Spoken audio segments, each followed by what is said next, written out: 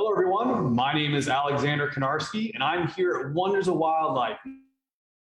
I want to thank you all for joining us today as we move into our 5th week of the month of August. It's been a long month. We've been talking a lot, though, about sharks, and today we're going to switch gears a little bit and get ready for September's theme, public lands. Along with the live stream we do each week, we also offer a really cool and free virtual scavenger hunt app that you can play right at home, along with an activity guide, both with new missions, activities each month. To download the app and explore all of this, just make sure to go over to www.wondersofwildlife.org/mission-conservation. This address will take you to our mission conservation webpage.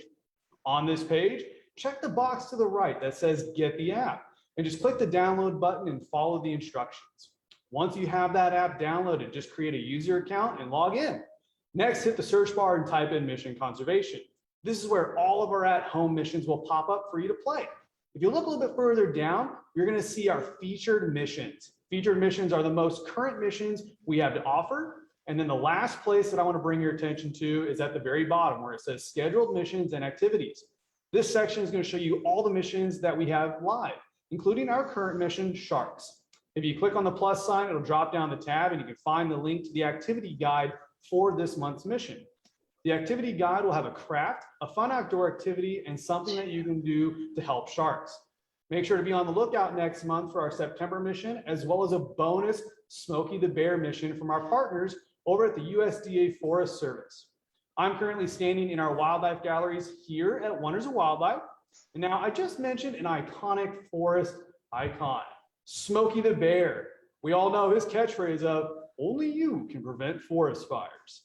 With us today is the USDA Forest Service, and here to talk about the amazing men and women who lay everything on the line to combat out of control fires are Deborah Ann Brabazon and Mark Howell. Deborah Ann is a fire communications specialist, and Mark is a zone fuels technician, both who are experienced Forest Service members. Deborah Ann and Mark, how are you guys doing today? We're doing pretty good. Alexander, I would like to explain to everybody that Smokey Bear's name is Smokey Bear, not Smokey the Bear. It's a huge misconception, and we don't put out forest fires anymore. We put out wildfires. Awesome. That's good info to have. Way to break the myth there, or the misnomer. Yeah, a lot of people get that confused, probably because of the song that came out in the 1950s, but we're working really hard to make sure that everybody understands it's Smokey Bear, just like Santa Claus and Easter Bunny. Hey, there you go. Sounds good. All right, I know you guys have a lot for us today. Am I correct? Yeah, today we're going to talk about wildland firefighters. We've been hearing a lot in the news about the fires in California, Idaho, Montana, even Minnesota here in the Great Lakes. So first, we're going to start out with, what does a firefighter wear when they're on the line? Well, for firefighters, safety is paramount. All right, first we start with a hard hat, because got to keep your noggin pretty protected. Got to be thinking on your feet. And from our head to our toes, we are outfitted with personal protection equipment. When a firefighter gets dressed in the morning, they'll put on Nomex pants, which are these green cargo style pants. And in their pockets, they might put their compass, maybe a pencil. They'll carry an IRPG, which is an instant response pocket guide, and maybe a Fireline handbook if they don't already have it on a mobile device they're taking with them to the field. They'll also wear these bright yellow shirts. So this way, the aviation resources can actually see them on the ground, and they'll be able to spot them from the plane and know if everyone is out of the area that they're going to be putting down retardant. Some of the other items that we wear are made of leather, because leather does not burn very quickly, like maybe nylon or rubber. So we'll be making sure we're wearing leather gloves, a leather belt, because something's got to hold our pants up. And then we'll also have Fireline boots. And our Fireline boots are very important because our feet are going to be extremely important when we're on the line. They're made of leather. And you should always keep them conditioned so that they're soft and supple and that you won't get blisters. If you look at the bottom here, They have a Vibram sole because Vibram does not melt when it's walking across heated ground. And those little grooves will actually help to give traction in the soil. And then this wedge will also help you to bite into the side of the hill when you're digging line on an incline. Now, unlike structural firefighters, we don't wear self-contained breathing apparatus. Most of the time we use a bandana. This way it covers some of the debris that gets in there. And sometimes we actually wear some other masks that may be helpful, but we need to be able to breathe on the fire line. And sometimes those things actually encumber us and we can't do such a great job. So then we also have to have eyewear because you have to be able to see around you. And our eyes are really very important to our situational awareness. So we might wear tinted glasses during the day and untinted at night. If we're working around heavy equipment, we're also going to be using earplugs, which make it harder to hear people yelling, but this way it protects our eardrums from the sound of that heavy equipment. Now, when we're out on the line, we're going to want to take our line gear, and our line gear should be as light as we can carry it, because carrying that weight around all day can be pretty bothersome on your back. We want to put in our lunch, and we want to make sure that we have packed one of the most important things on the fire line, water. Firefighter will drink a minimum of 4 of these a day just to stay hydrated. If they are not staying hydrated, they actually risk their own safety and then the safety of their crew. Another thing they might have, where senior firefighters such as squad bosses or perhaps a division or even a crew boss will carry a radio. And this is communications for this person, for their crew, back to a major radio hub, such as a communications hub or maybe even dispatch. One of the most important things that we carry is our fire shelter. No firefighter wants to have to use this.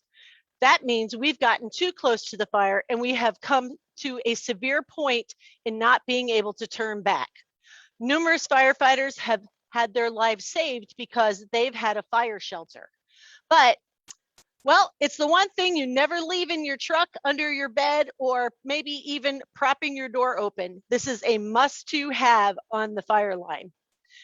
Now, let's think about what else we might need, such as tools and other resources to fight fire. My friend Mark Howell from the Mark Twain National Forest is here to tell us about the tools and the other resources used to fight fire on the ground and in the air. Take it away, Mark.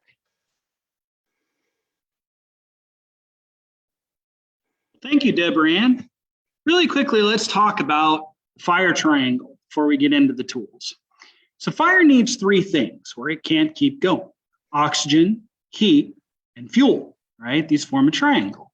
Take one leg away, the fire goes out. Which things do you think are easier to take away? Oxygen? Maybe. Like if the oil in your frying pan catches fire on the stove, right? You put the lid on securely, the fire burns itself out. It burns up all the oxygen. But that's not really practical in a wildland situation or even in a structure most times. So what about heat? Can you think of a way to get rid of heat? That's right, cool water. Now, fuel, the things the fire can burn. In a building fire, this isn't really possible, which is why structure firefighters use lots and lots of water to take away the heat and put out fires in buildings. In the wildlands, though, it is possible. We could talk about the tools we use to do just that, so we can contain the wildfire. And right here with me, I have all of our tools that we're going to use. Typically, when we are out on the fire line, we're in a crew or on an engine, then we're going to have what's called a tool order. And this is the order of folks that are moving down the line, and they each have a tool, and a tool each does a particular specific job. The first tool in the tool order typically is chainsaw. This here is a steel 461 chainsaw, very common, typically seen on the fire line. These are used by shot crews and engine companies all throughout the Forest Service, BLM, Park Service. And the idea here is that there's going to be a saw team. There will be two people not running the saw, but working together. you'll have the sawyer who's going to actually be running the saw and cutting grass and brush, etc. And then behind him, you'll have, or her, you'll have the swamper. And this person's job is to take all of the cut brush, cut logs, and move them out of the way. And behind them, we're going to have a group of folks that are actually going to take out all the stuff on the ground and clear it out to what we call mineral soil, bare dirt. And that's how we take away the fuel, because the soil, the dirt, won't burn, right? So first in that tool order, we have the Pulaski. The Pulaski is basically a modified axe, as you can see. The typical axe head here is used to cut any small brush, anything that the saw's missed. You can also use it to cut roots. And then this end, called the grubber end or adze end, can be used to scrape away and cut any more roots, pull them up, get them out of there, get them out of the way for what's called the scrapes. Scrapes are just that, tools used for scraping. This here is known as a combi tool.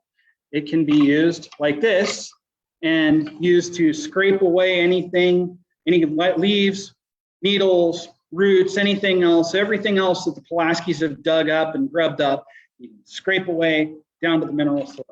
It can also be used as a pick for getting in between the crevices of rocks, etc. And it can also be used as a regular shovel. Next, we have the actual shovel. This is probably one of the oldest known Fireline tools. A Pulaski shovel is how we used to fight fire back in the 40s, 50s, and 60s. It was pretty much just this, Pulaski shovel, and go to work. So these can be used as a scrape. They can also be used to kick into the ground, and you grab a shovel full of dirt, clean dirt, and you can throw it on the fire ahead of your sawyers and your Pulaskis and cool that fire down by throwing dirt on it. It's not a common tactic anymore. We'll get into that. We have some really cool toys and tools for putting a lot of water on the fire to cool it down, and we'll get into that briefly. Last tool that we have is known as a council rake. These you'll see typically out eastern United States, east of the Rockies. This essentially is a rake. Most of our fuels here, most of our wildlands here are deciduous hardwood forest. And our fire season here is actually bimodal, spring and fall. So the leaves fall off the trees and they dry on the ground. We have drier spring and fall than a summertime. So during the spring and the fall, we have dry leaves on the ground that can catch fire and become a wildfire. So these rakes are very handy to just rake away the leaves and make that fire.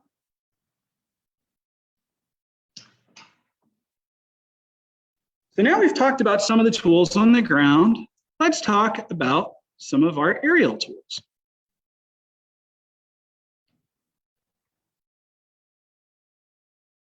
So let's start by looking at lead planes, air attacks, and aerial observers.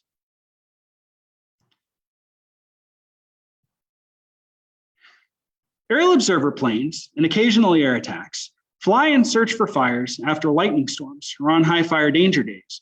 Their job on these reconnaissance flights, as we call them, is to spot the fire, fly to it, and radio dispatch with the location and information about the fire so firefighters can be dispatched to it. Air attack planes are important for coordinating all the aircraft working on a fire. They usually have a crew of 2, a pilot, and a highly skilled, experienced, and qualified wildland firefighter called an Air Tactical Group Supervisor, or ATGS. And they may have a trainee ATGS riding along. The job of the ATGS is to use their extensive fire knowledge to look at, assess, and predict what a fire is going to do, communicate by radio with the incident commander on the ground, and figure out what aircraft they'll need to help the incident commander achieve their objectives. They assist the incident commander with eyes in the sky and supervise all the other fire aircraft as they do their jobs to help the fire. The left picture shows a fire, probably a scene from an air attack who's responding to help with that. The center picture shows what we call the stack of a fire traffic area, which is the area over and around the fire where fire aircraft are flying and working. Just above the ground to just under 500 feet above ground level, or AGL, as we say, is where the helicopters will typically fly and work. From 500 feet AGL to 1,000 feet AGL is the tactical maneuvering area where lead planes and tankers are flying to and from, making retardant drops. They may briefly drop below that 500-foot AGL area to during the actual retardant drop. Around 1,500 feet AGL is the orbit. This is the holding altitude where full tankers await instructions from air attack or a lead plane to help lead them to the fire. A lead plane is piloted by an air tanker coordinator. Their job is to assist the air attack by leading individual tankers into the fire area and showing them exactly where to drop the retardant. Once the retardant is dropped, the lead plane then guides the tanker safely away from the immediate fire area and releases them to load and return, go back to their base, get refilled with retardant and maybe gas, then come back to help continue firefighting. The right-hand picture shows a lead plane using smoke to show a tanker where to drop on a wildfire. If an aircraft is piloted by an air tanker coordinator and has an air tactical group supervisor on board, it can fill either role and is called an aerial supervision module, or ASM. Now I'd like to talk about a special kind of air attack that's a helicopter, not a plane, and it's called Firewatch. So what do you get when you mix an air attack with special sensors and infrared capabilities and put it in a helicopter? Well, you get Firewatch. Firewatch is a special program based in California. Unlike most air attacks that are fixed wing, Firewatch is a helicopter. They're converted former US Marine Corps attack helicopters. If you notice the pod under the very front of the helicopter, that houses the infrared cameras and sensors that allow Firewatch to do just what its name says. See not just the fire, but any heat source through smoke or fog, including people on the ground. It can also see small spot fires across the fire line that a firefighter walking on the ground in the thick smoke may not be able to see. Firewatch helicopters can store digital video and photos from the camera system and upload it to the incident commander or incident management team once they're back at base. On top of all this, Firewatch helicopters have an air tactical group supervisor on board and can work as air attack as well. So we've talked about the people who supervise the aerial operations. Now let's talk about the aircraft that they manage.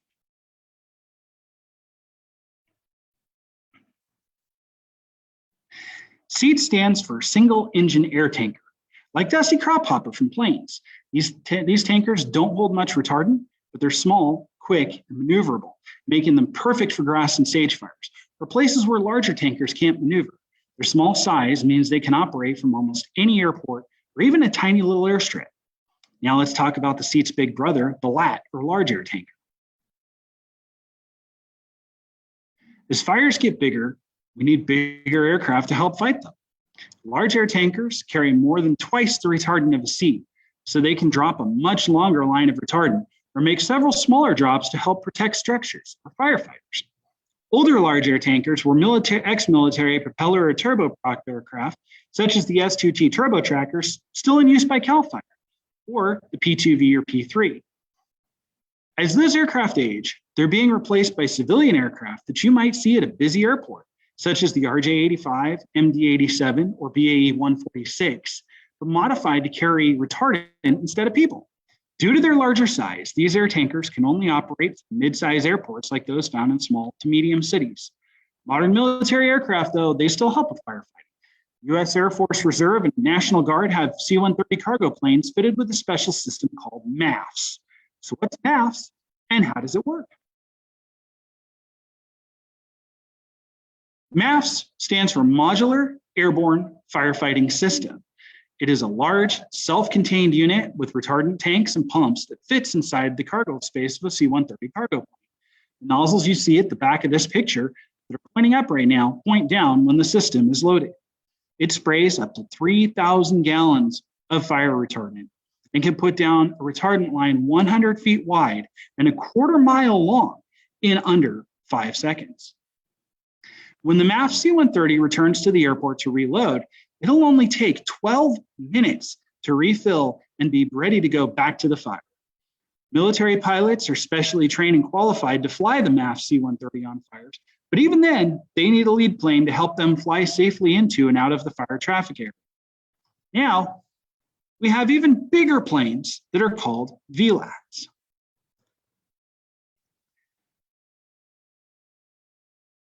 So what's bigger than a large air tanker? Well, a very large air tanker, of course.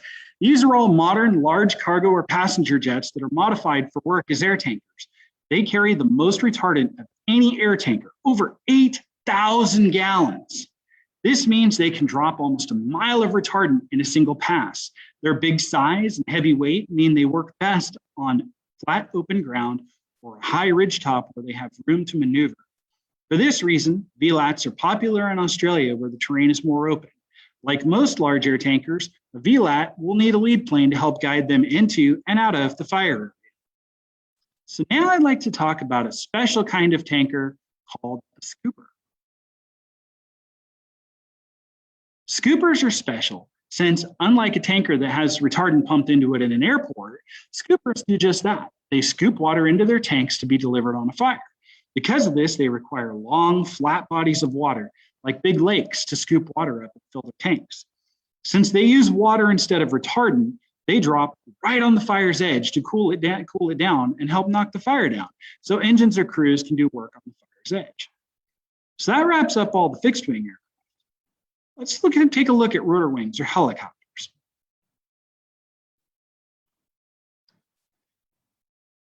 There are three types of helicopters or rotor wings. They can be fitted with tanks or buckets to deliver water and fire retardant to the fire line. Large, heavy lift helicopters like Sky Cranes, Chinooks, and the K-Max can fill their water tanks with a snorkel that siphons water from lakes, rivers, or other sources. These big helicopters can lift a lot of water, and they are a huge help in firefighting.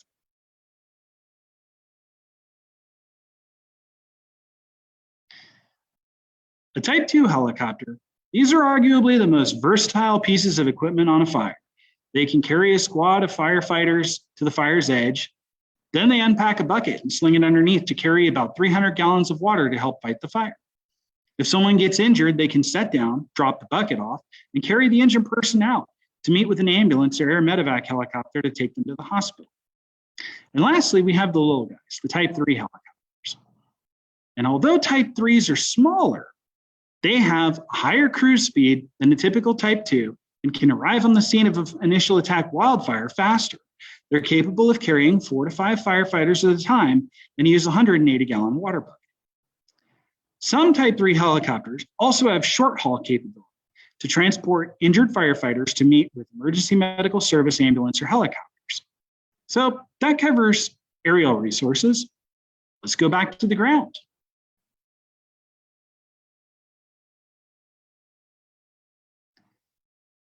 People are an integral part of fire operations. Without people, land management agencies wouldn't be able to reach our objectives of stopping the forward movement of a fire and suppressing it. And people are used in a lot of different ways to battle a wildfire. Crews, like aircraft and engines, are typed according to how capable they are.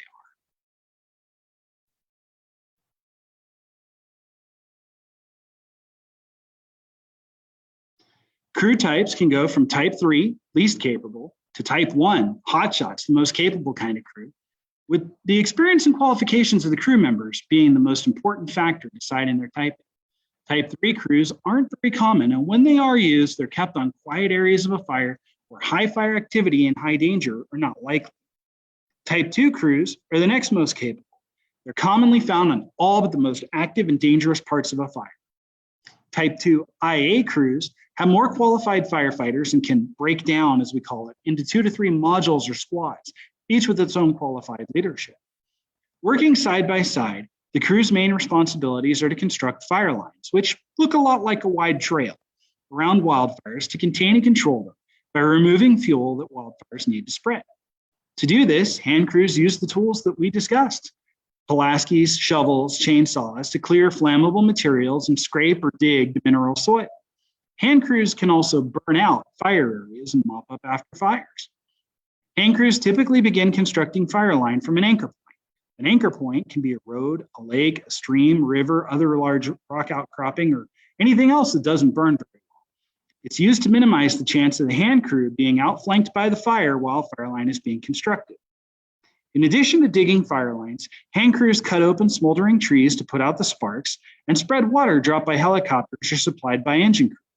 When water is not available, hand crews move everything away from the hot spots, separating burning limbs and coals and pull them well away from the control lines.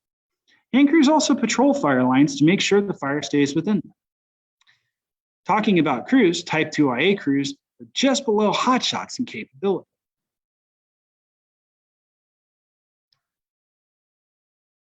Hotshot crews exemplify the most abled crews in wildland fire.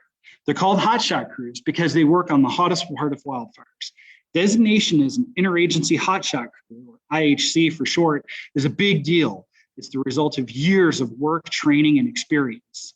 IHCs are required to have over 80% experienced firefighters, and their superintendents and captains are required to have much higher fire qualifications than those of a Type 2 IA or Type 2 crew. IHCs are usually federal crews. However, there are state and local government agencies that also have hotshot crews. Examples include the Alta Hotshots of Utah's Department of Natural Resources and the Rio Bravo IHC of the Kern County, California Fire Department.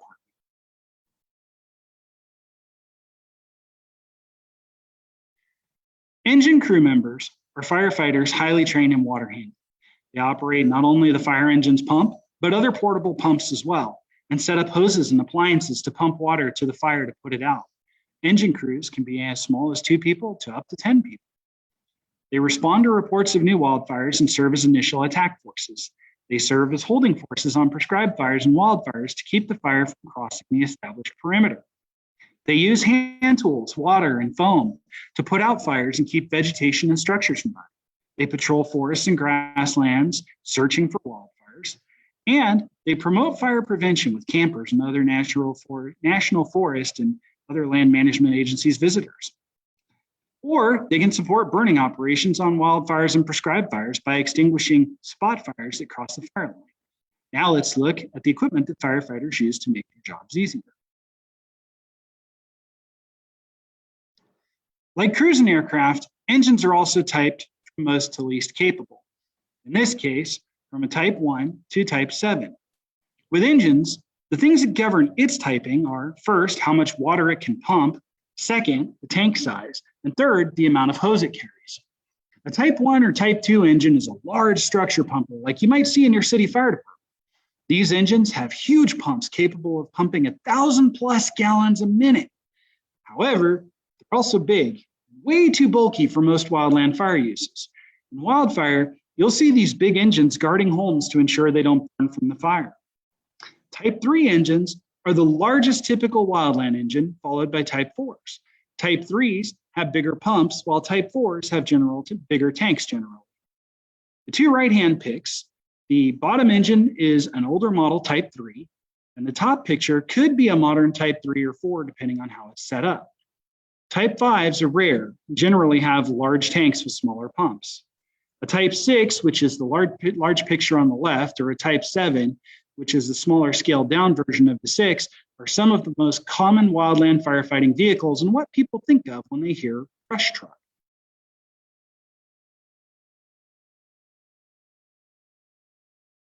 Heavy equipment is used to make Fireline faster and more efficient in areas where crews would have a more difficult time working. They can move more dirt and trees to create a line than hand crew in less time.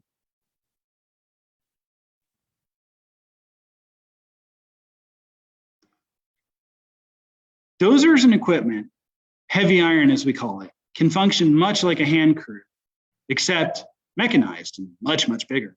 A feller buncher or processor can cut down trees much faster than even hotshot saw teams, and a skidder can move the cut logs well away from the fire line.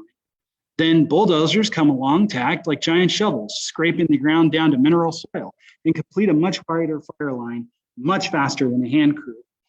Heavy equipment takes a while to transport them to and around a fire and requires lots of maintenance as well as skilled, trained, and qualified operators to run it, along with heavy equipment bosses to supervise the equipment on the fire and make sure they're all working together safely.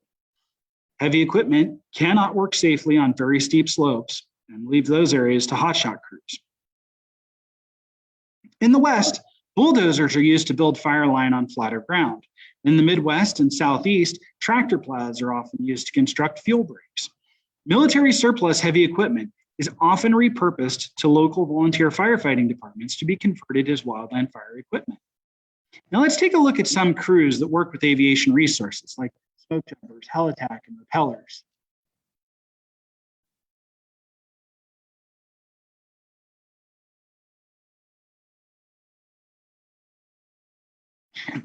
Smoke jumpers are highly trained, experienced firefighters who parachute from airplanes to provide quick initial attack on wildland fires in remote areas.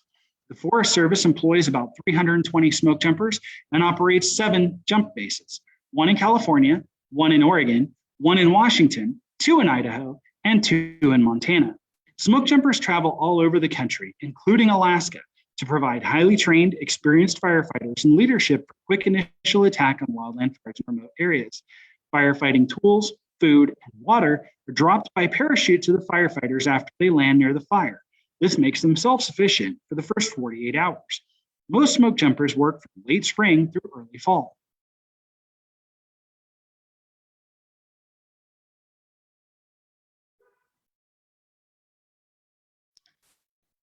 Helitack Crews are teams of firefighters who are transported by helicopter to wildfires, or, if equipped and trained, may rappel from a hovering helicopter.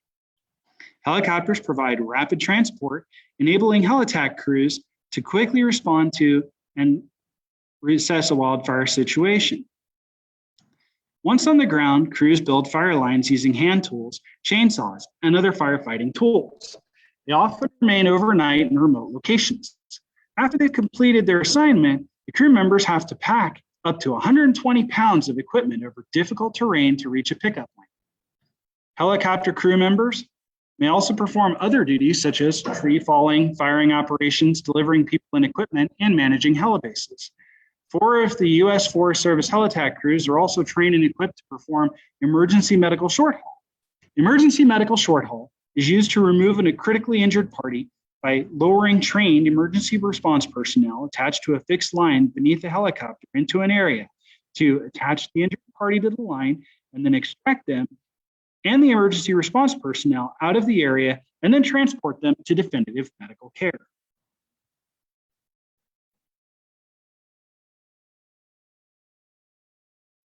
Rappellers are the elite of helicopter crews. Wildland firefighters on rappel-capable crews come from all over the nation each spring to train at the National Rappel Program's Rappel Academy at Salmon Air Base, Salmon, Idaho. These are specially trained firefighters who rappel from helicopters in order to respond to fires effectively and quickly in remote terrain.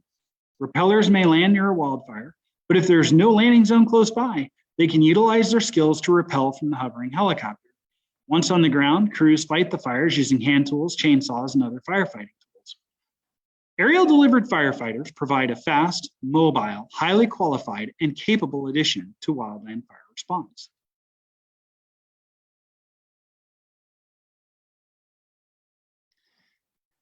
An incident management team provides command and control infrastructure in order to manage a large or complex wildfire or all other all-risk incident.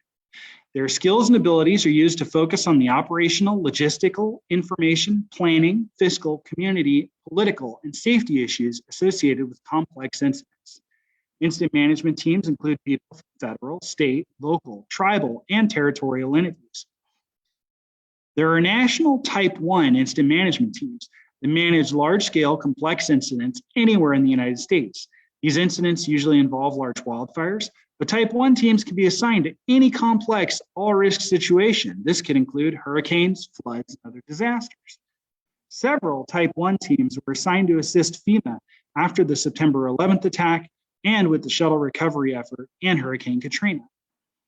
National Type 2 IMTs can be assigned to major fires, VIP visits, lengthy search and rescue, law enforcement incidents, or multi-day special events. IMTs are also supported by specialty teams like expanded dispatch teams who place resource orders for the team to find critically needed firefighting resources and mobilize them to the incident.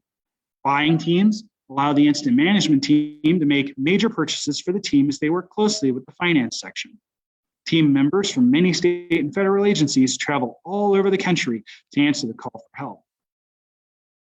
So let's take a look at an important large fire planning tool called NIROPS. NIROPS stands for National Infrared Operations. From April through November, specially equipped aircraft like the one above fly the night skies. Remember the Firewatch helicopter we talked about earlier? NIROPS aircraft have infrared cameras much like Firewatch. However, instead of being assigned to one fire at a time like Firewatch, NIROPS aircraft fly up high and fast, taking infrared pictures and video that are tagged with the plane's location of entire fires. And they'll do this for up to 30 fires in a single night. A single NIROPS aircraft can scan 460 square miles an hour. That's the same size as Los Angeles, California, or Phoenix, Arizona. Once the plane lands, the pictures and video and logs of the plane's flight path are uploaded to trained specialists called infrared interpreters. These interpreters collect and read all of the info and sort it by fire, then set it up so the incident management team can put the info about the fire's size and the hot spots into the maps for fire crews. So far, we've looked at Fireline personnel and the crews, engines, heavy equipment, and aircraft used to do the actual work of suppression. But none of those resources would be there without the unsung heroes of dispatch. So let's take a closer look at fire dispatch.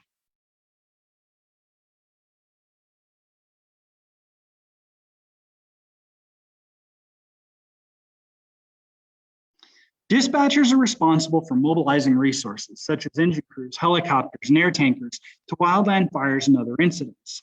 They coordinate communication between the incident and fire managers and handle requests from the fire for additional personnel and equipment. They also relay important weather information and keep detailed records of incident response and track resource locations. Multitasking, prioritization skills, and the ability to operate in high-stress situations are essential. Often, they're the calm voice at the other end of the radio taking down vital information to relay to other fire managers and resources responding to the incident. Wildland fire dispatching involves different focus areas, including initial attack, expanded, aircraft, and intelligence. Now let's rejoin Deborah Ann to talk about the Watchers of the Woods, the fire lookouts. Fire lookouts have been part of the long history of wildland fire since the start of the U.S. Forest Service. Placed on high ground, these operational lookouts today are either towers or ground level walk-in cabins that serve as both the space to locate fires and living quarters for the seasonal lookouts. They are placed at vantage points where they have an unobstructed 360-degree view of the horizon. Fire lookouts are always observing.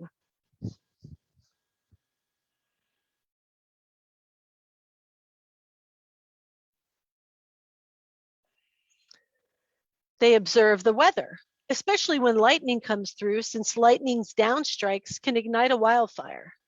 They can locate columns of fine smoke and report the horizontal and vertical spread of the smoke as well as its quality, like if it's black or white, building or thinning. They also get to watch the aerial show of air tankers and smoke jumpers. While being a forest lookout can be a very solitary and isolated lifestyle for the summer, they also get to see some pretty spectacular sunrises and sunsets. The lookout uses an Osborne Firefighter to do his job.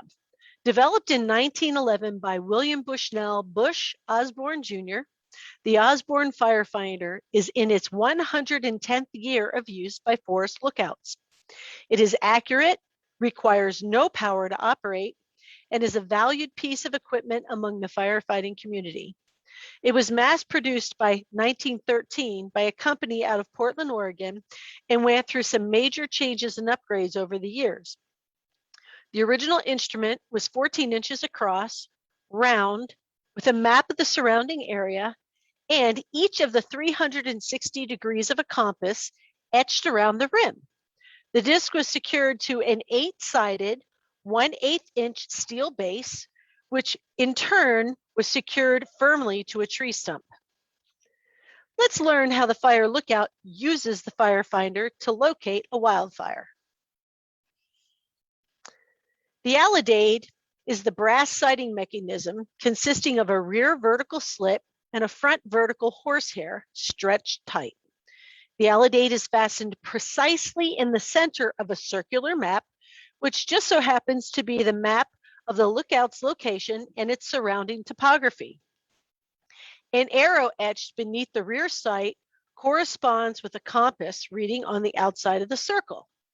Just like using a rifle sight, The lookout lines up the hair in the front sight with the base of the smoke and the peephole in the rear sight. Once properly aligned, the lookout takes a horizontal reading in degrees and minutes. Then the lookout takes a vertical reading by using the measurement on the sliding metal piece on the rear sight.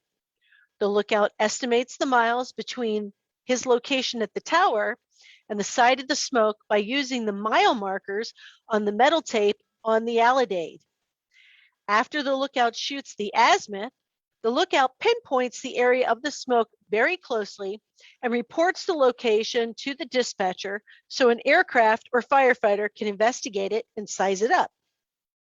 While the Osborne Firefighter has gone through some radical transitions and modifications to become better, the 1934 version is still the widely used fire plotting instrument in the world today. However, they are no longer manufactured, and vandalism of lookouts and their firefighters has reduced their availability for use. Now back to Mark. He's going to tell us about what it takes to be a wildland firefighter.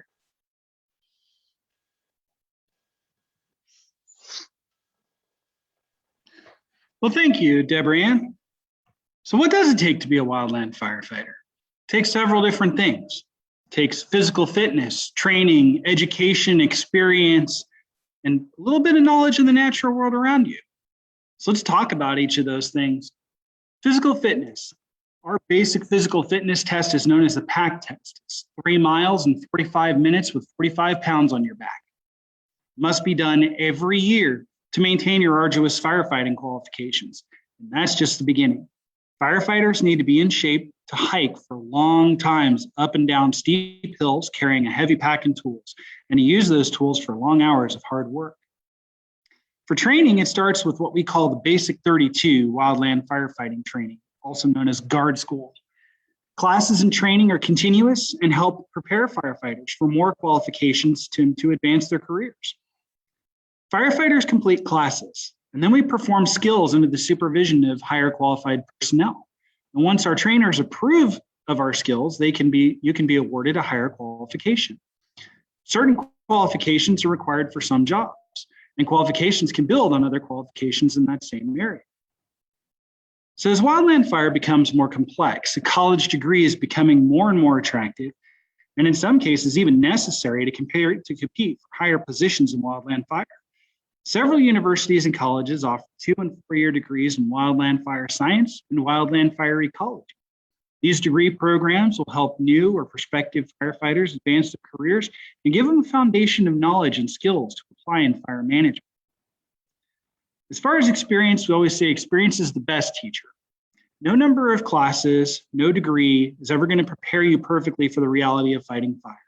There's going to be long hikes, tough days of constant work in dirt and smoke, the heat of fire, the roar of chainsaws and rotor blades and aircraft flying overhead.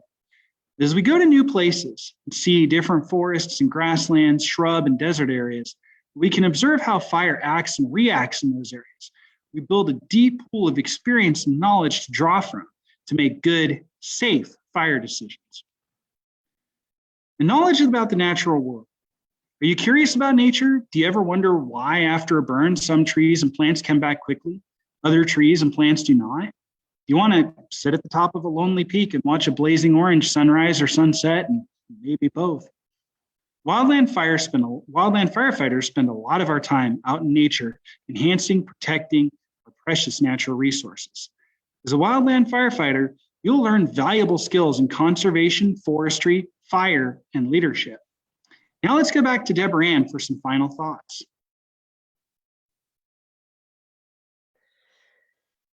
Many men and women have dedicated their lives and careers to wildland firefighting. They make sacrifices every day to be there for people they've never met. They give up anniversaries, birthdays, first days of school, and sometimes the birth of their own children in order to perform their job during emergencies. In closing, I cannot stress enough that wildfire fire is inherently dangerous. The profession is not without its losses or injuries. The wildland firefighting community is a tightly woven fabric of brothers and sisters who make up a family of firefighters dedicated to the preservation of life, property, and natural resources. Please do not forget that, like other first responders, some wildland firefighters have succumbed to those inherent dangers. It is through their ultimate price that we continue to make changes to ensure the safety of others on the fire line. If you would like to see what it looks like to be on the line, check out our video, Heart of a Firefighter, on YouTube. Now back to Alexander. Wow, Deborah Ann and Mark, thank you guys so much for taking the time to talk to us today. That was a very informative presentation, and I don't think many people truly fathom how much work and effort goes into such a profession that requires so much dedication and sacrifice. As we end our live stream today, though, I would like to thank everyone for tuning in and joining with us. Make sure to tune in next Tuesday, September 7th at 1:30 p.m. Central for another live with the USDA Forest Service, as we will be diving into our new month's theme, public lands. We hope to see you then. And remember, guys, just keep swimming forward. See you next time.